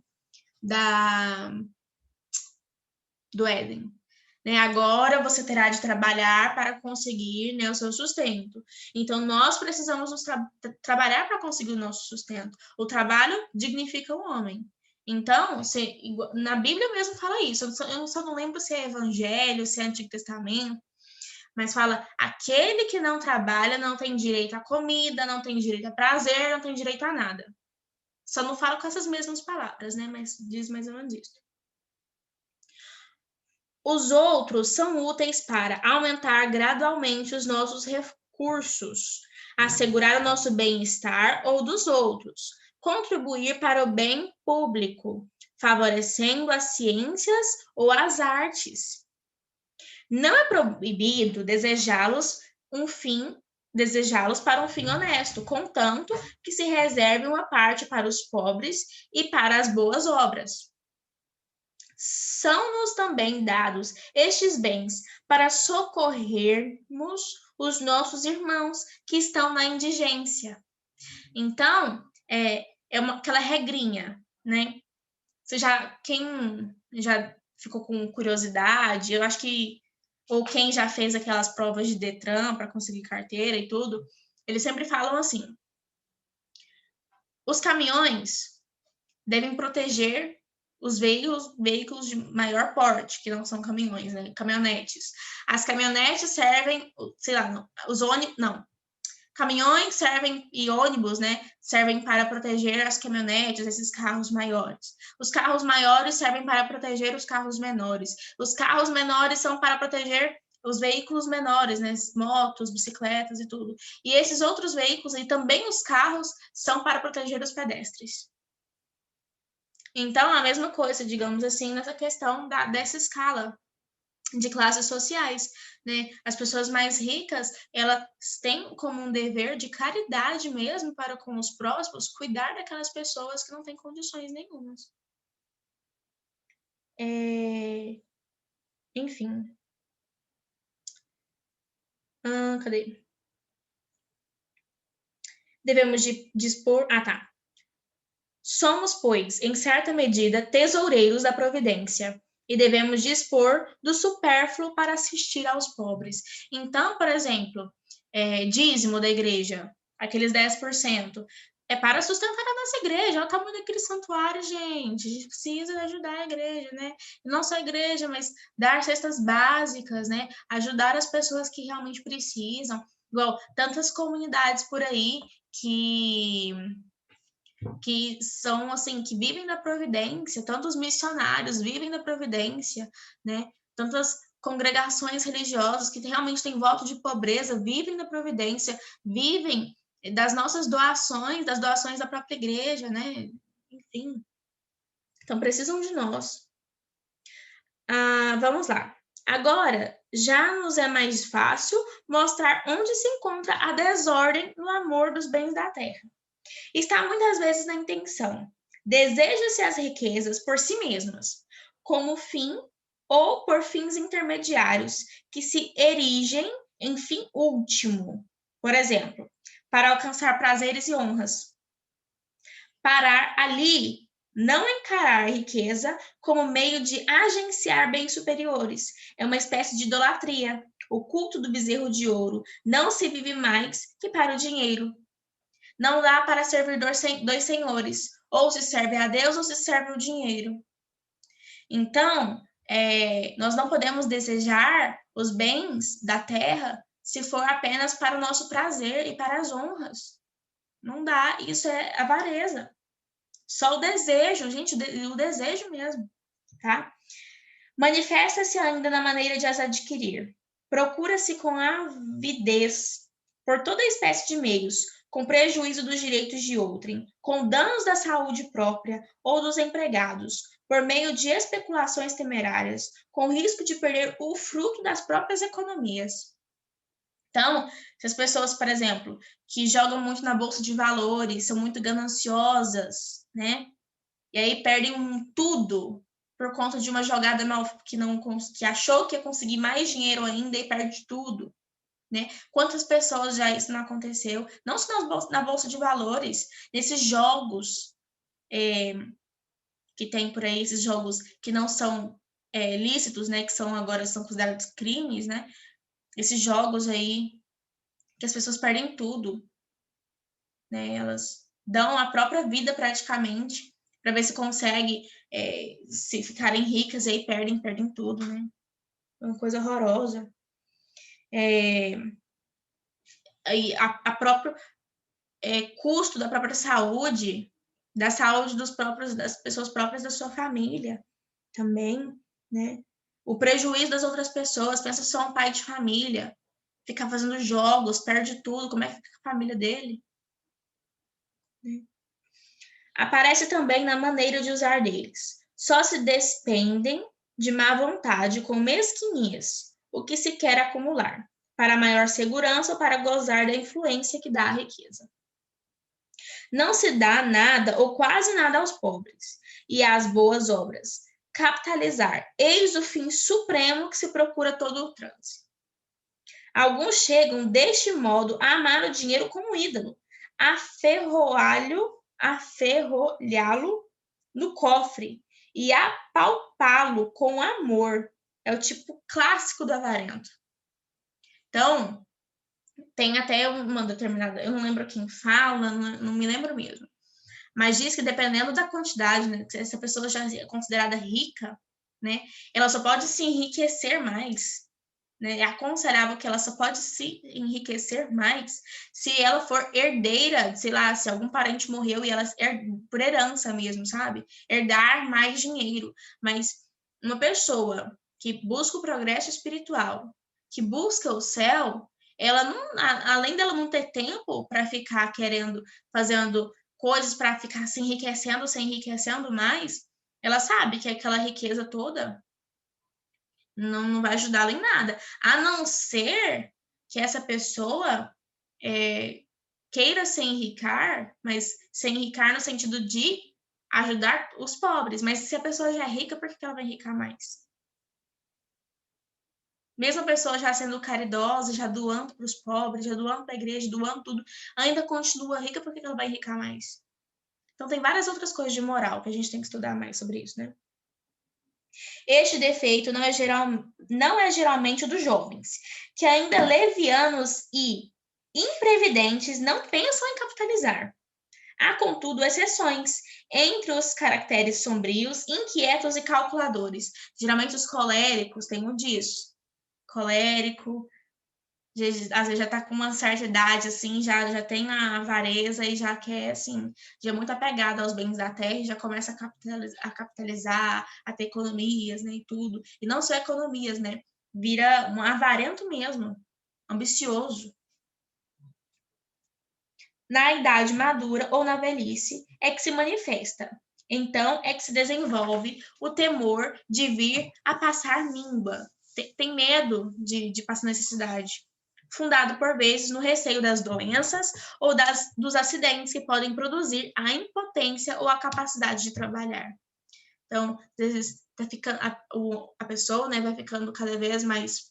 Tá vendo que um dia a idade, né, vai chegar, a velhice vai chegar e começa a temer o futuro, e quer enricar, se enricar.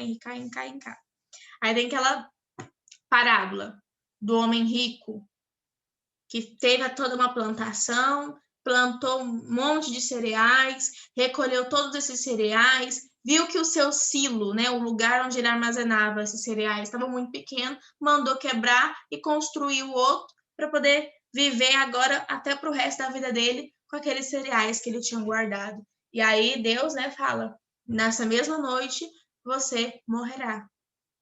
E aí o que adiantou? Ele não quis doar nada do que ele tinha para os pobres. Ele só pensou nele mesmo. Os solteirões e solteironas estão particularmente expostos a este vício, por não terem filhos que os socorram na velhice. A civilização moderna desenvolveu outra forma de amor insaciável das riquezas, a plutocracia, a sede de chegar a ser milionário ou até bilionário, não para assegurar o seu futuro ou de seus filhos, senão para adquirir esse poder dominador que o dinheiro conquista. Gente, está acontecendo muito na internet hoje, né? Hoje em dia isso. Faça o seu 1 milhão, não sei o quê, 6 em 7, não sei o quê, essas coisas aí, né? Quem tem à sua disposição somas enormes, goza de grandíssima influência, exerce um poder muitas vezes mais eficiente que os governantes. É o rei do ferro, do aço, do petróleo, da finança e manda aos soberanos como aos povos. Essa dominação do ouro degenera muitas vezes em tirania intolerável. Sua malícia. A avareza é um sinal de desconfiança de Deus, que prometeu velar sobre nós com paternal solicitude, não nos deixando jamais passar a falta do necessário, contanto que tenhamos confiança nele. Tem uma passagem no Antigo Testamento, tenho quase certeza que é no Antigo Testamento, que diz assim, olha como o Senhor cuida dos passarinhos e das flores do campo, veste as flores do campo. Tanto mais nós que somos seres humanos, seus filhos amados, Deus não vai nos deixar passar necessidade. Né? Convida-nos a olhar para as aves do céu, que não trabalham nem fiam, não certamente para nos incitar à preguiça, senão para acalmar as nossas preocupações e nos estimular a confiança em nosso Pai Celestial. Nós precisamos ter confiança. Ora, ninguém pode servir ao mesmo tempo a dois senhores, a Deus e a riqueza. É, pois, grave de sua natureza este pecado, pelas razões que acabamos de indicar. É também sempre que leva a faltar aos deveres graves da justiça, pelos meios fraudulentos que porventura se empregam para adquirir e reter a riqueza. Quantas pessoas não usam de meios fraudulentos mesmo, de corrupção para conseguir dinheiro?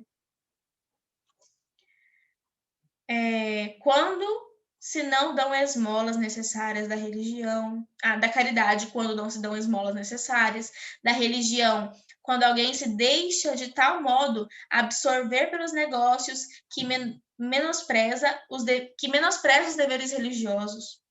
Não passa, porém, de pecado venial, quando não nos leva a faltar a qualquer das grandes virtudes cristãs, nem muito menos aos deveres para com Deus. Então, a avareza, ela só vai ser um pecado venial se ela não atenta contra as virtudes cristãs, se ela não faz mal mesmo aos nossos próximos, no sentido de que a gente não deixa de respeitar e fazer, né, os deveres nossos como cristãos, né? E, enfim, se isso não nos atrapalha no dever para com Cristo. Então, se aquela pessoa trabalha tanto que não vai nem na missa domingo, isso aí, já é pecado mortal. Sob o aspecto da perfeição, é gravíssimo obstáculo o amor desordenado das riquezas. Gravíssimo. É paixão que tende a suplantar a Deus em nosso coração. Este coração que é templo de Deus é invadido por toda sorte de desejos inflamados das coisas da terra, de inquietações e preocupações absorventes. Olha só, a avareza conduz igualmente à imortificação e à sensualidade. Que tem dinheiro e o ama, quer gozar dele e comprar com ele muitos prazeres. Ou então, se priva desses prazeres, é para apegar o coração ao dinheiro. Em ambos os casos, é sempre um ídolo que nos afasta de Deus. Importa, pois, combater essa triste inclinação. Aí vem os remédios. O melhor remédio é a convicção profunda, fundada na razão e na fé, que as riquezas não são fim, senão meios que nos dá a providência para acudirmos às nossas necessidades e às de nossos irmãos. Que Deus nunca deixe de ser o soberano Senhor delas, que nós, a bem dizer, não passamos de meros administradores. Esses bens que nós temos, nós precisamos ter essa confiança e também a visão de que tudo que nós temos, na verdade, é de Deus, que nós só administramos aquilo que é de Deus. Então, se Deus confiou a mim pouco ou muito, eu devo administrar isso. E que um dia haveremos de dar contas delas ao juiz supremo. E depois são bens que passam, que não levaremos conosco para outra vida, onde não corre essa moeda. Se somos prudentes, para o céu e não para a terra é que traremos de capitalizar. Não queirás entesourar para vós tesouros na terra, onde a ferrugem e a traça os destroem, e os ladrões e os desenterram e furtam. Entesourai antes para vós tesouros no céu, onde nem a ferrugem nem a traça os destroem, e onde os ladrões não os desenterram nem furtam. É o finalzinho daquela poesia, daquele cântico que eu falei para vocês, né? Sua alma... Como fala? Deixa eu ver aqui. Sobe num voo apressado, ao lar onde está guardado seu tesouro verdadeiro. Então, o tesouro verdadeiro está lá no céu. Eu não coloco a minha esperança, a esperança da minha vida na riqueza, né? Para melhor desapegar o coração, não há meio mais eficaz que depositar os seus bens no banco do céu, consagrando uma parte generosa aos pobres e às boas obras. Dar aos pobres é emprestar a Deus, é receber o cêntuplo, ainda mesmo neste mundo, tendo a consolação de fazer ditosos a roda de si, mas sobretudo no céu, onde Jesus que considera como dado a si mesmo o que foi dado ao menor dos seus, se encarregará de restituir em riquezas imperecíveis os bens temporais que houvermos sacrificados por ele. Prudentes são, pois, aqueles que cambiam os tesouros da terra pelos do céu. Procurar a Deus, tender à santidade. Eis aqui em que consiste a prudência cristã. Buscai primeiro o reino de Deus e a sua justiça, e tudo isto vos será dado por acréscimo. E por último, os perfeitos vão mais longe, vendem tudo para darem aos pobres, ou para o porem em comum, entrando numa congregação. Pode também algum, sem abdicar o domínio, despojar-se dos rendimentos, não fazendo uso deles, senão conforme o parecer de um prudente diretor. Desse modo, sem sairmos do estado em que a providência nos colocou, podemos praticar o desprendimento de espírito e de coração. E o que isso quer dizer? Tem pessoas que realmente são vocacionadas a ter um voto de pobreza. Tem pessoas que Deus já os coloca em uma situação de riqueza. Mas em todos esses momentos, nós devemos ser desprendidos e confiar em Deus.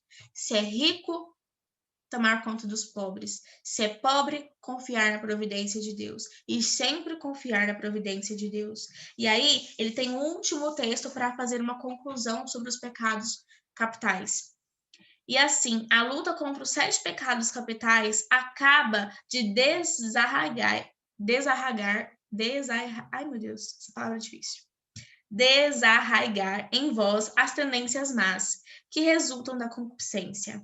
Ficarão sempre em nós, sem dúvida, algumas dessas tendências, para nos exercitarmos na paciência e despertarmos o sentimento da desconfiança em nós mesmos. Senão, porém, muito menos perigosas e apoiadas na graça de Deus, mas facilmente delas triunfaremos. Apesar de todos os nossos esforços, elevar-se-ão ainda, com certeza, tentações em nossa alma que a providência divina permitirá para nos dar ocasião de novas vitórias. Então, só para finalizar, nós precisamos pensar na nossa alma como um jardim. E que todas as flores desse jardim são virtudes. E que para o nosso jardim ser florido, né, dessas virtudes, nós precisamos confiar em Deus. Nosso jardim será belo de verdade na via unitiva, da 4ª morada para frente, quando nós pudermos ver essas flores. Só que enquanto essas flores não se desabrocham, enquanto as sementes dessas flores não germinam no solo, o que nós precisamos fazer? Tirar os matinhos, né? Tirar tudo aquilo que pode impedir aquele jardim de ser bonito, né? Tanto tem esses matinhos mesmo que tem nesses jardins, né? Essas coisinhas, essas plantinhas que não servem para nada, né? Que são, na verdade, os vícios, os pecados, né? Imagina só, quando nós nascemos, quando somos batizados, né? É como se Deus limpasse um terreno, mas agora esse terreno é de um jardineiro, que é o próprio Deus. E o jardineiro ele vai começar a plantar no nosso jardim de hábitos bons, de virtudes. E tudo que for de vícios, é claro, gente, que de repente, na hora que o jardineiro olhar para o jardim, vai estar cheio de capim, cheio de coisa para tirar. Vai falar, gente do céu, né?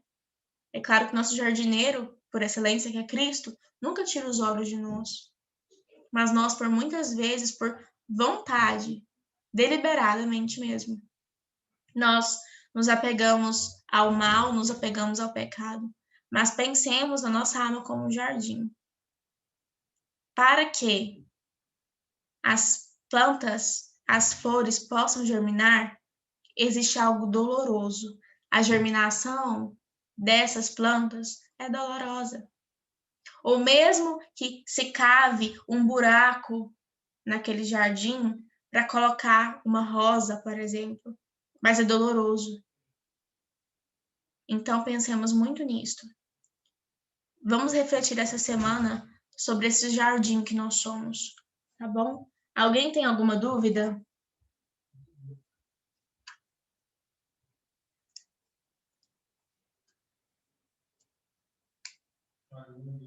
Ninguém tem dúvida? Tem alguém comigo aqui ainda?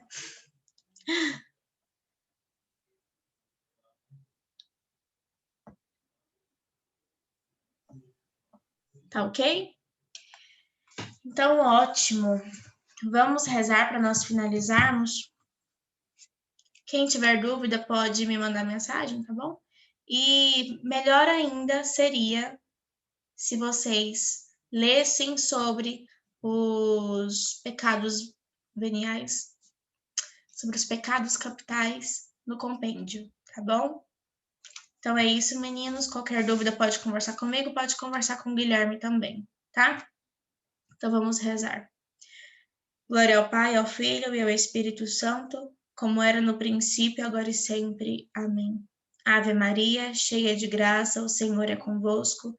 Bendita sois vós entre as mulheres. Bendito é o fruto do vosso ventre, Jesus.